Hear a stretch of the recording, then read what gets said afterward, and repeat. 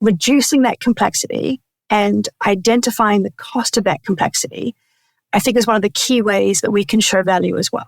If we do have 10 service lines and everyone's got $10, how can we change up the portfolio architecture, the approach of this, so we are minimizing the duplication with audiences, we're minimizing the duplication across channels, but still showing each one of those individual service owners who have a product and business to sell that they are getting value from this spend. And I think that's, again, been one of our key growth strategies, is we've now done this with a couple of clients, looking at a portfolio approach, changing the way we go to market, but being able to measure for each of those people what they got from their dollar, even though overall we're reducing the duplication. My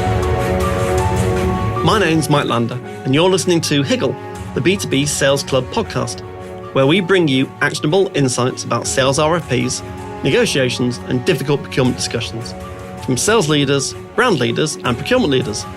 Please subscribe to get updates when new episodes are released.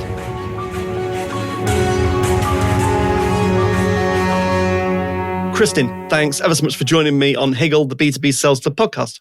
Nice to be here. I'm really looking forward to this. We've obviously gone through the pre-record, some really interesting questions that we're going to just talk through. But before we do that, who are you? What do you do? And anything unusual about yourself? Well, my name is Kristin. As we were just joking, my last name is Gower, like the Welsh coast or the cricketer, she says, dating herself.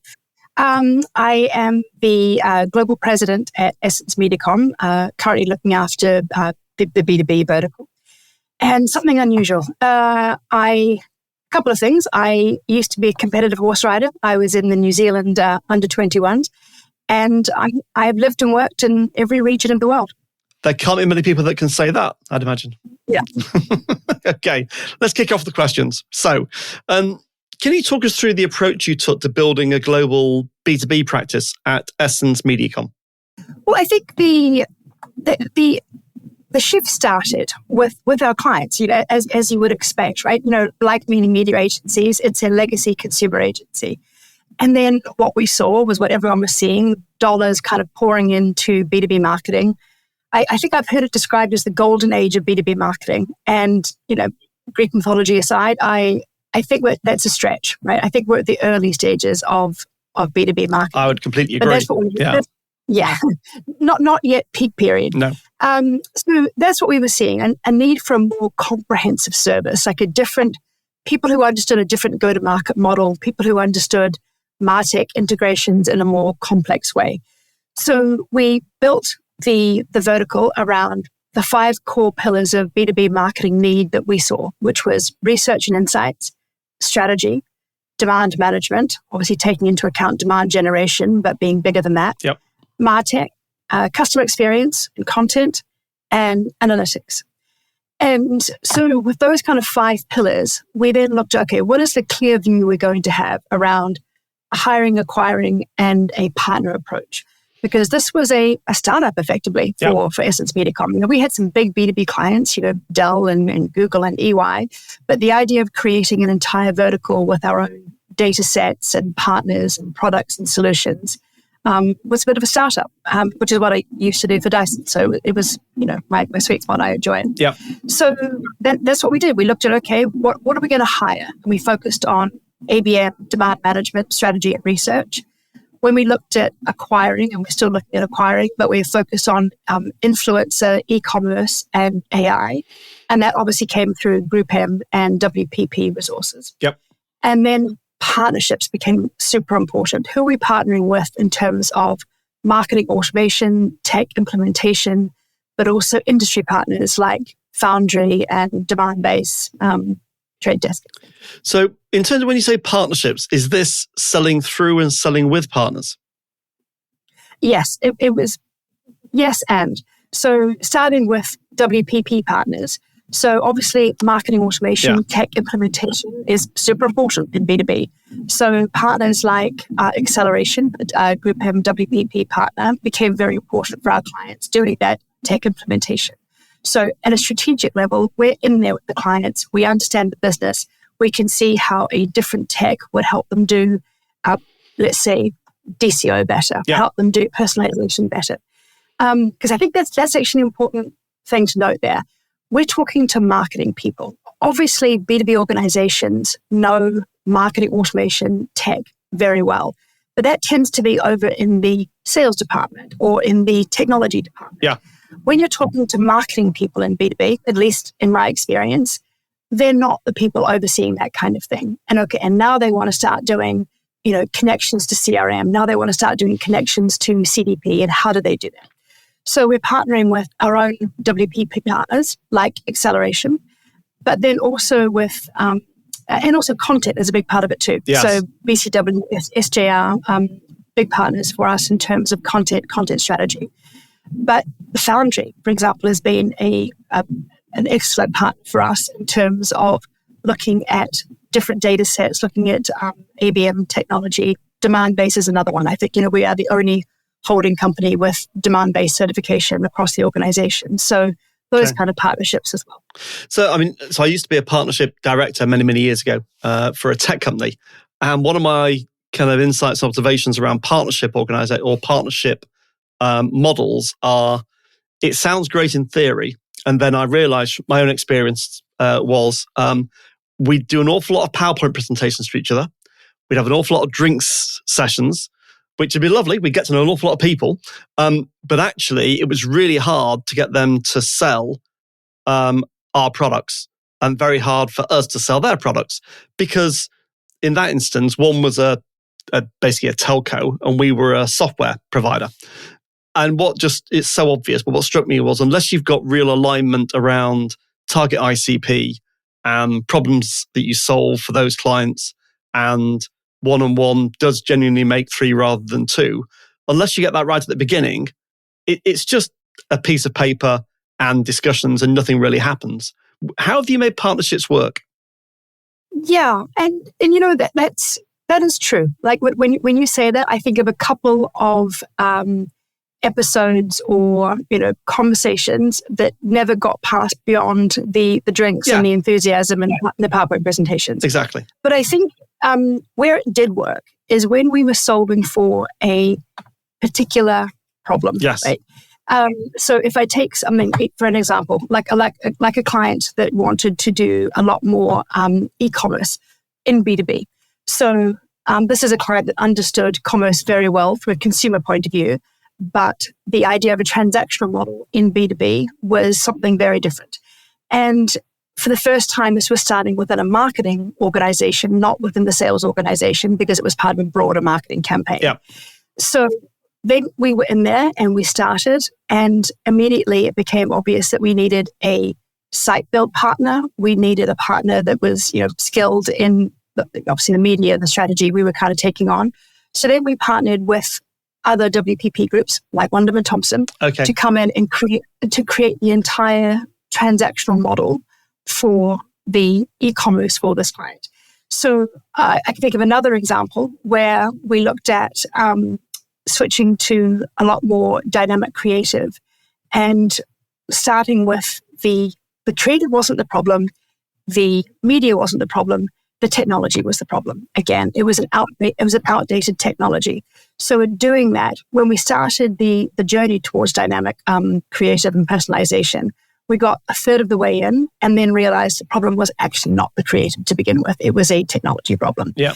And so then we go back and we then found a partner to come in and address that partner in terms of a new implementation.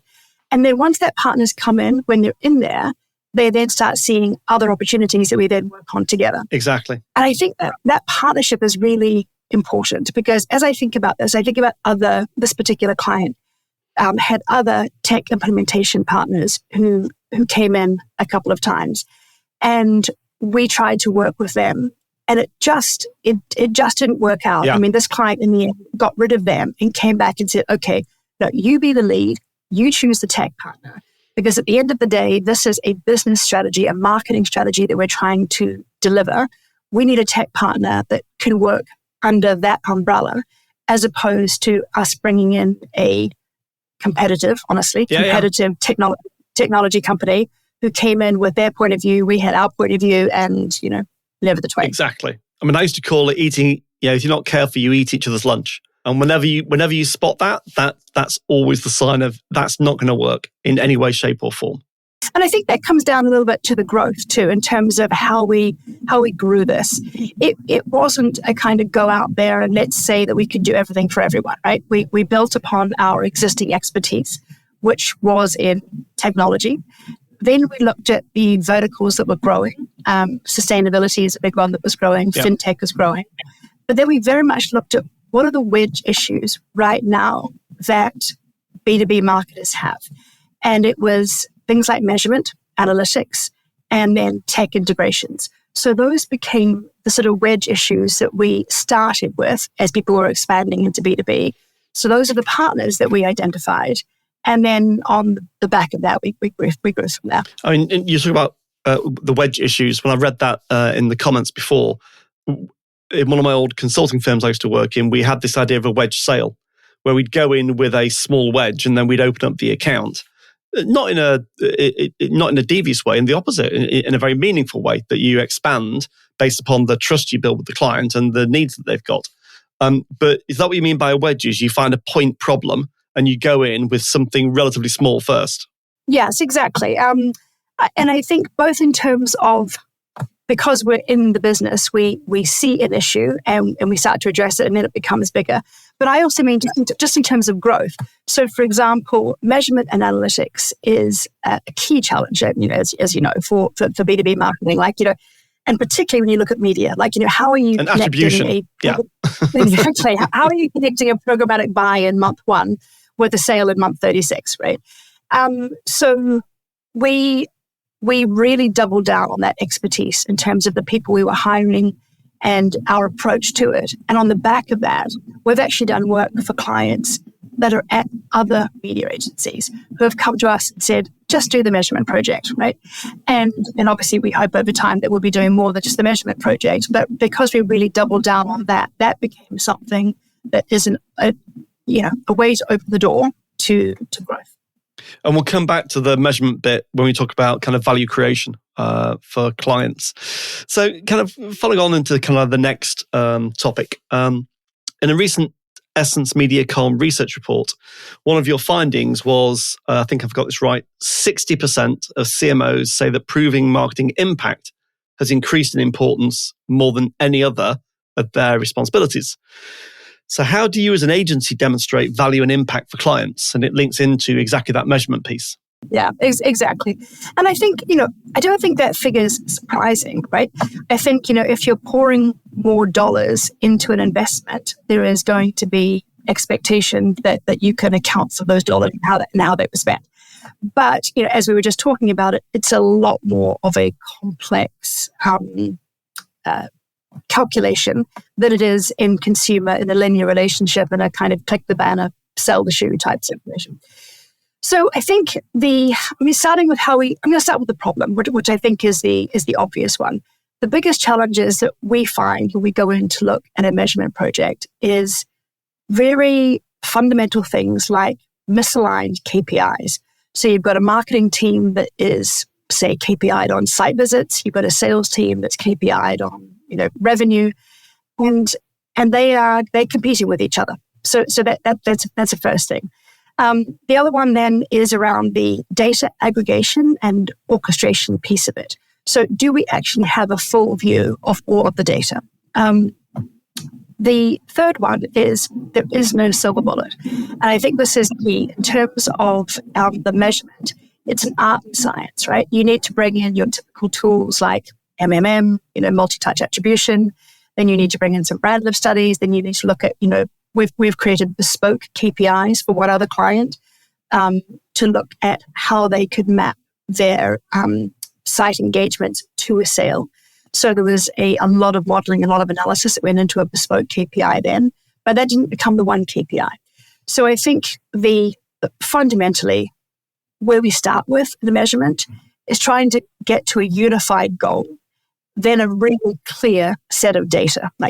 Then you bring in the art and science of 4 or 5 different tools at different moments and try to pull that whole vision together.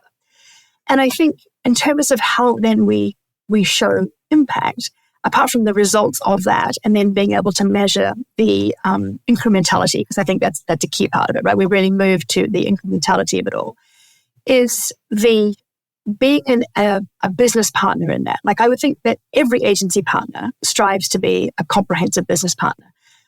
But in my experience, at least, that is, the need is greater in B2B because of the complexity. Right?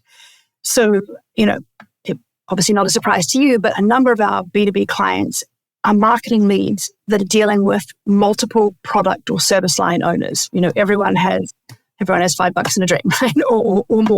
or more. And so it's, even when I used to work in clients like P&G, even obviously there's multiple brands, there's multiple budgets, there is a unified view across that organization. There is a CMO, there is a brand lead. And so complexity, reducing that complexity and identifying the cost of that complexity, I think is one of the key ways that we can show value as well. So, okay, if we do have 10 service lines and everyone's got $10, how can we change up the portfolio architecture, the approach of this, so we are minimizing the duplication with audiences, we're minimizing the duplication across channels, but still showing each one of those individual service owners who have a product and business to sell, that they are getting value from this spend. And I think that's, again, been one of our key growth strategies, is we've now done this with a couple of clients, looking at a portfolio approach, changing the way we go to market, but being able to measure for each of those people what they got from their dollar, even though overall we're reducing the duplication. So I think this is really interesting and worth digging into a little bit more, perhaps. So a couple of things. Keeping in mind that I'm not the measurement person. No. And neither am I. And neither am I. But you know enough to have a discussion. So there's complexity and there's variety. And I think often people confuse the two. Sometimes there's just an awful lot of variety, but actually it's not that complex. But what you're talking about here is in B2B, it's got both. You've got a lot of variety and you've got an enormous amount of complexity and very different data sets. And most agencies I know would find that hard to get their arms around, I think. Mm-hmm. The second thing is, do you think now that, so how do I phrase this?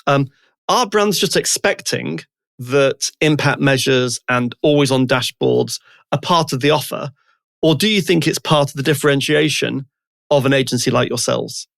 I think it is expected. I certainly would expect a client to expect it, right? I think, if you're spending someone's money, you need to, account for how that money is spent and the value it's bringing back.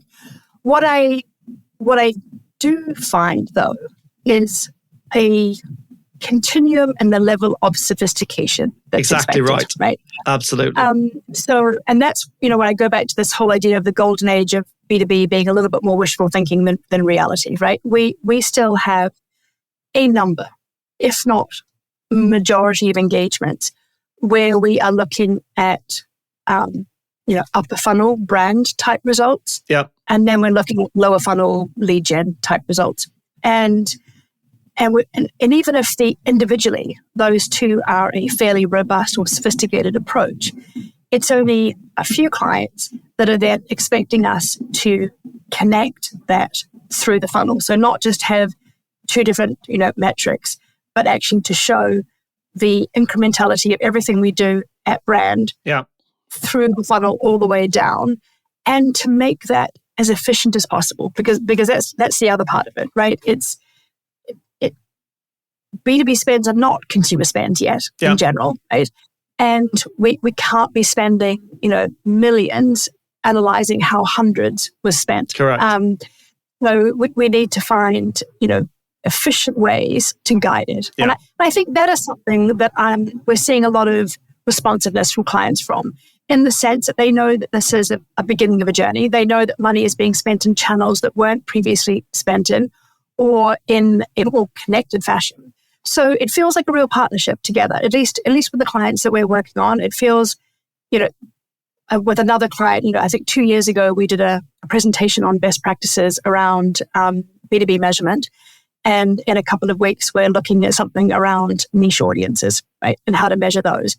So it's been a journey and a partnership that I think everyone is very enthusiastically partaking of.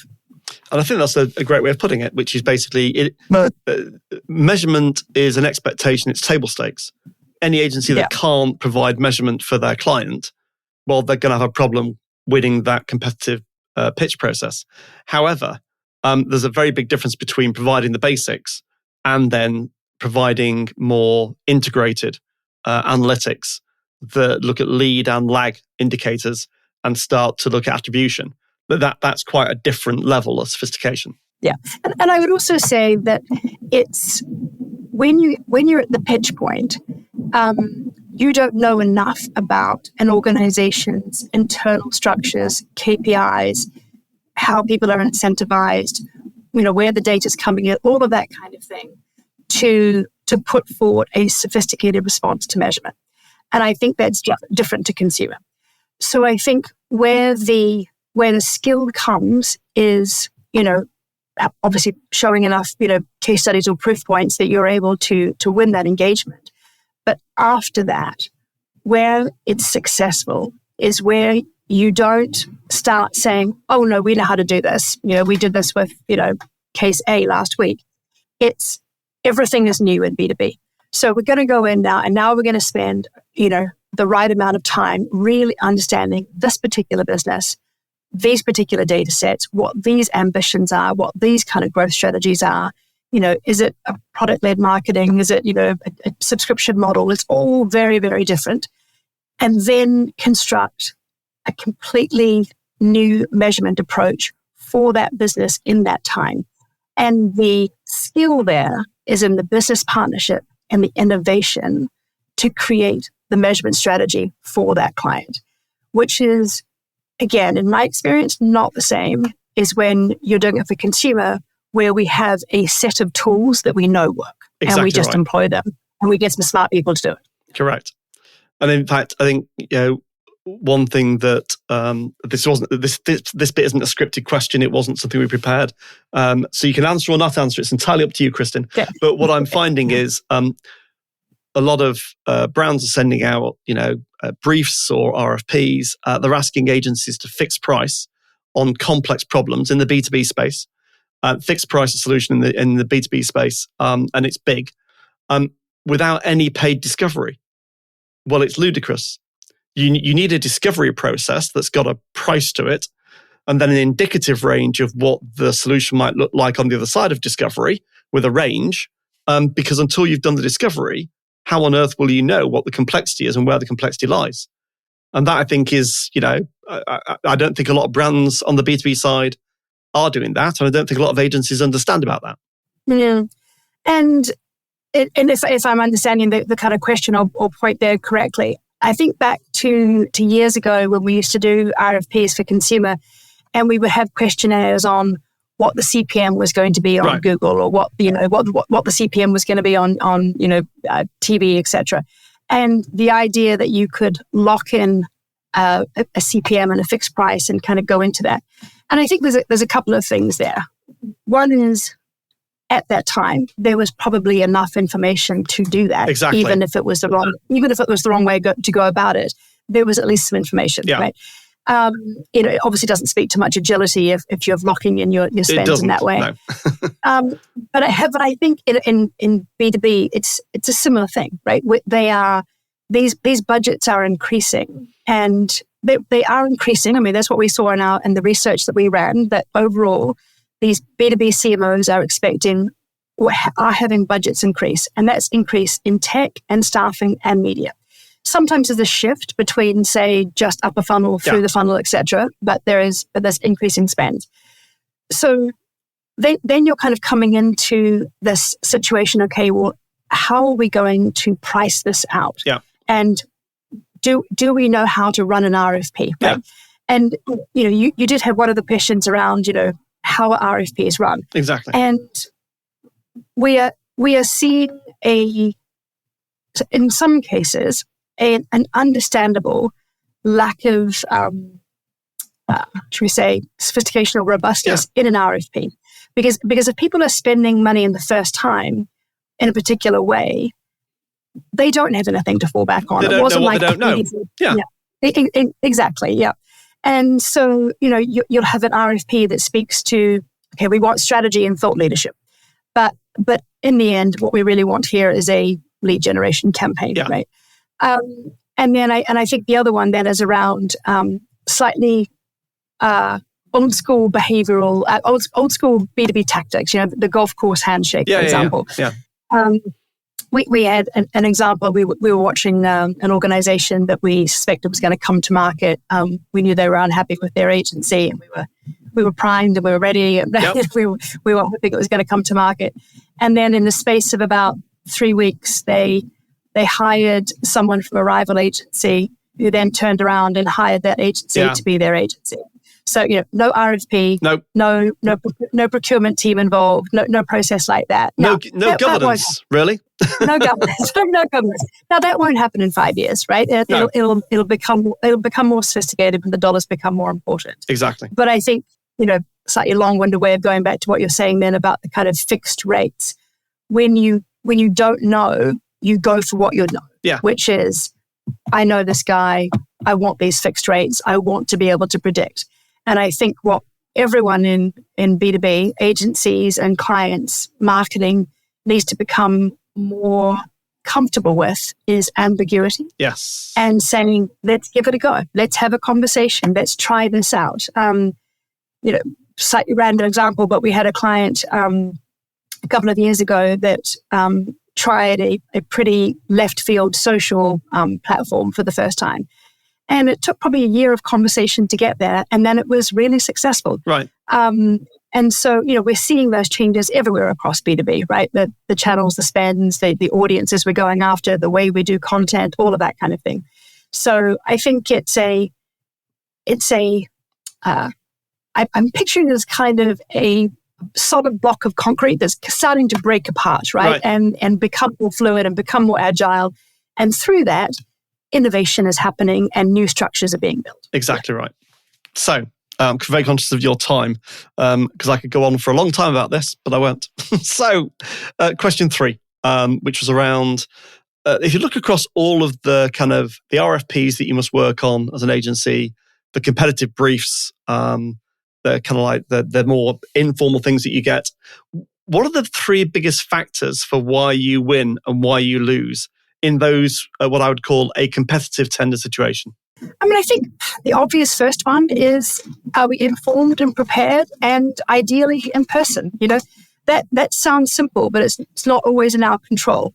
And kind of going back to, that level of sophistication. Who wrote the RFP? Was it a marketing person? Was it a procurement person? Exactly. And did we understand the question behind the question, right? Did we understand what was really being looked for there? So I think the key thing is, can we do it justice, right? Is it worth the time?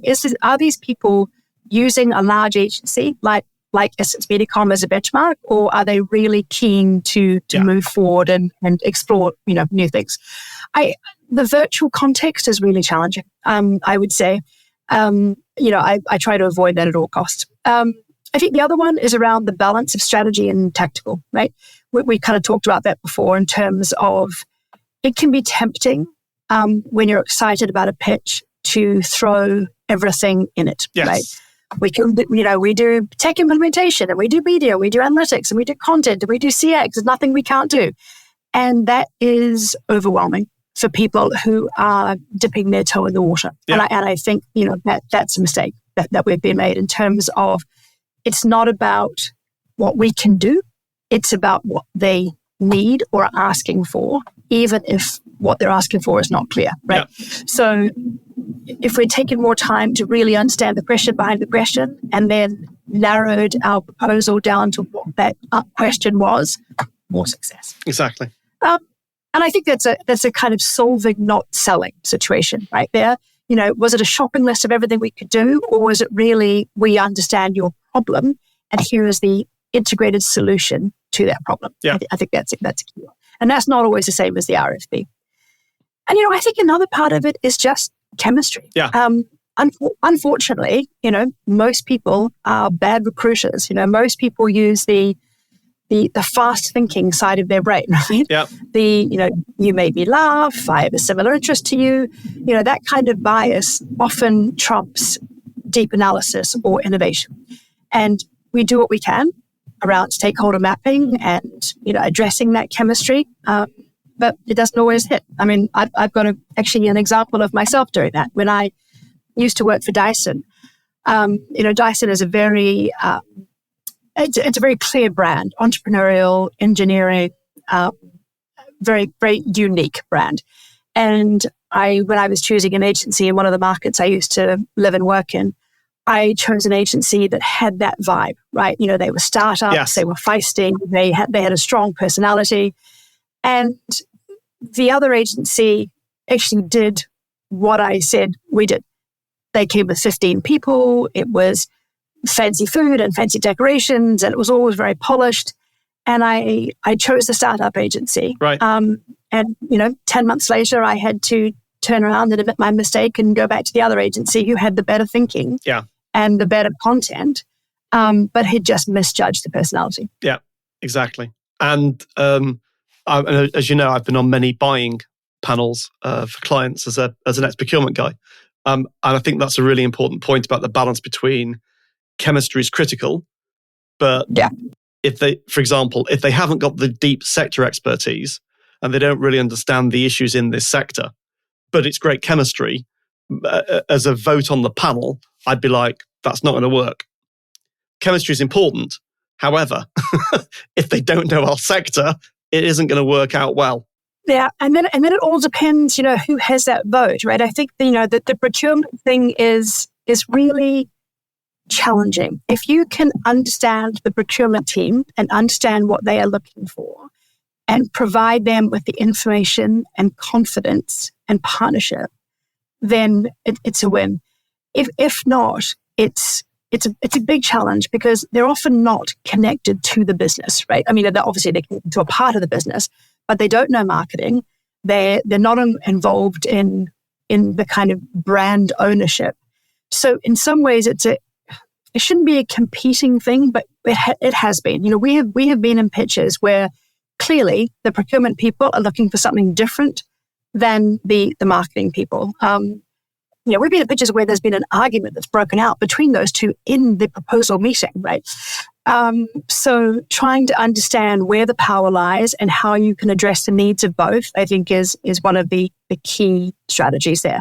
And particularly because procurement plays, I think, a very large role in that whole kind of B2B pitch process. They do. And they're a different type of stakeholder with very different needs.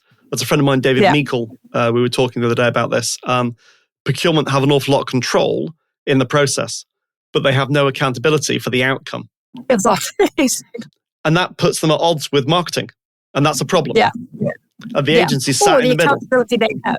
Yeah, exactly. Or the accountability they have is that fixed price. What are you going to charge me for my CPM, right?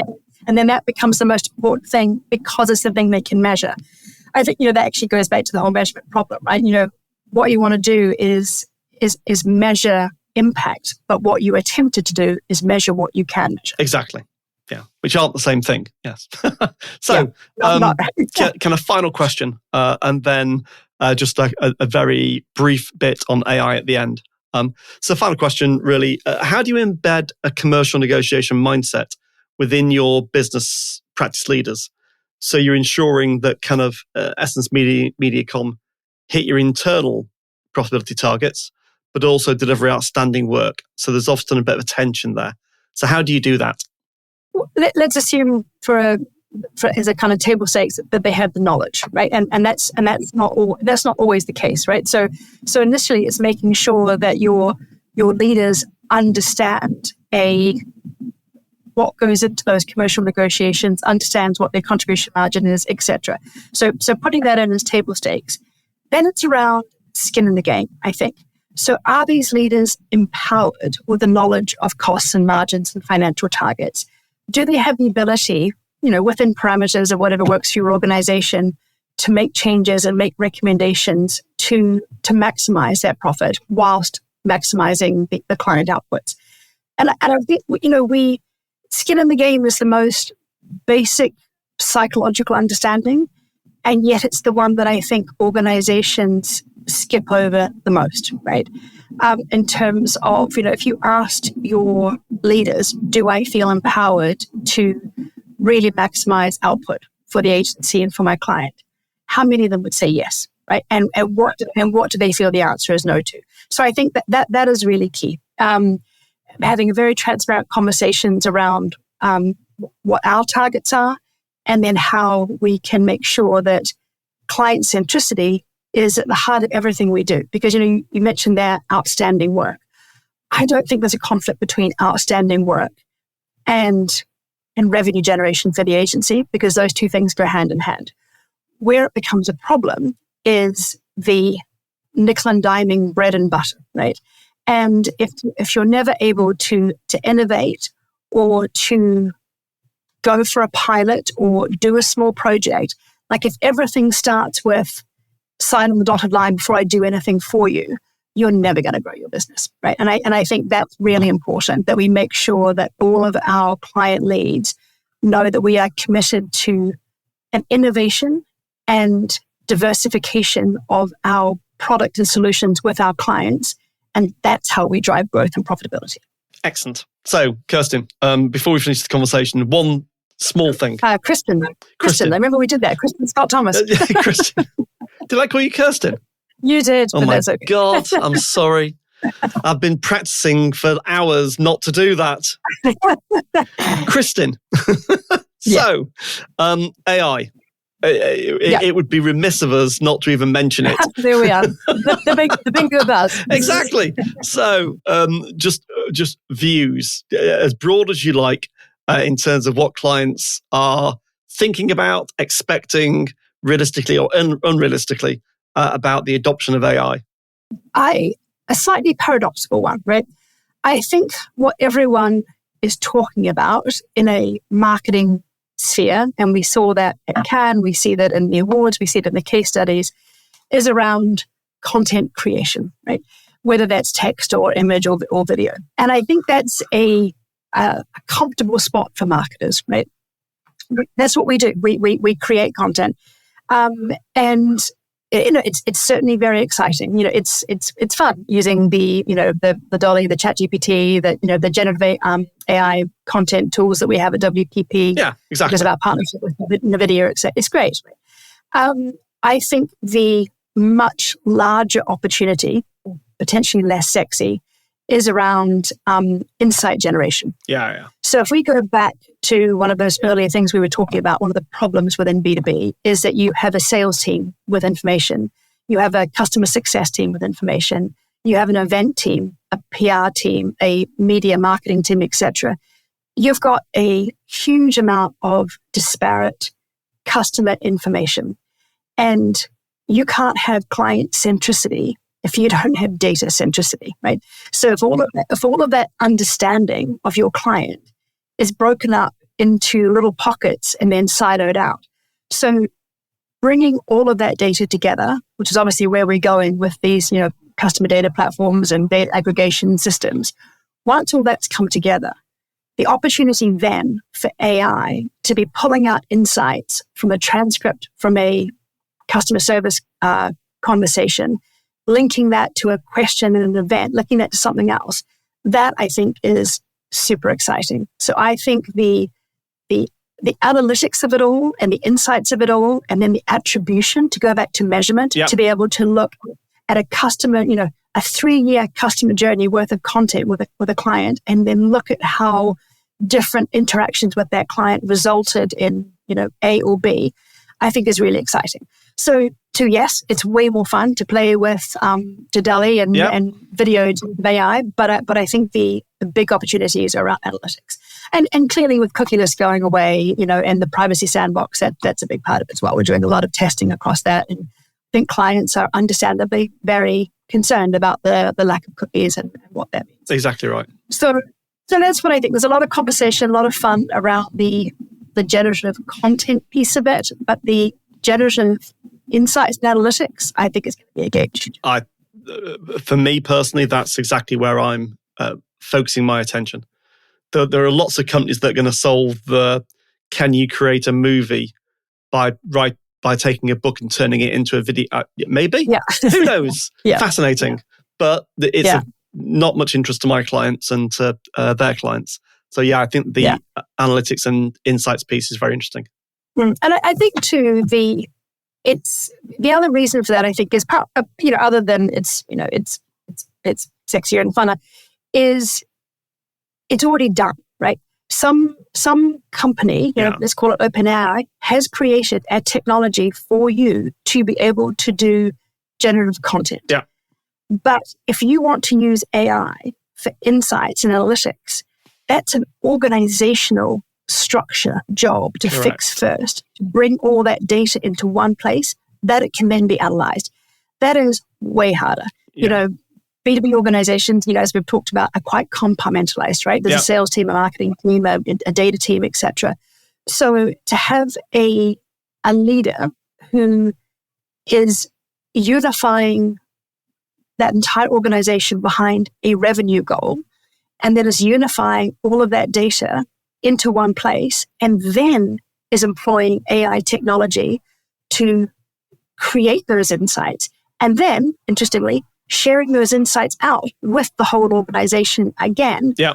That is a multi-step, multi-team job to be done, which is not the same thing as thinking, okay, great, OpenAI did my job for me, I can create a new video. Correct. Exactly right. Kristin, it's been fascinating. Genuinely fascinating. Thank you. And thanks for taking the time as well. Thank you. I really enjoyed it. Where can people find out more about you? EssenceMediacom, or my LinkedIn is Kristin Gower. No C's, no H's, no E's, spelled the same way as Kristen Scott Thomas. Very good. Excellent. Kristin, it's been amazing. Thank you. Thank you very much. Bye-bye. Thanks for listening to Higgle, the B2B Sales Club podcast series with your host, Mike Lander. Please subscribe so that you'll catch all the next episodes.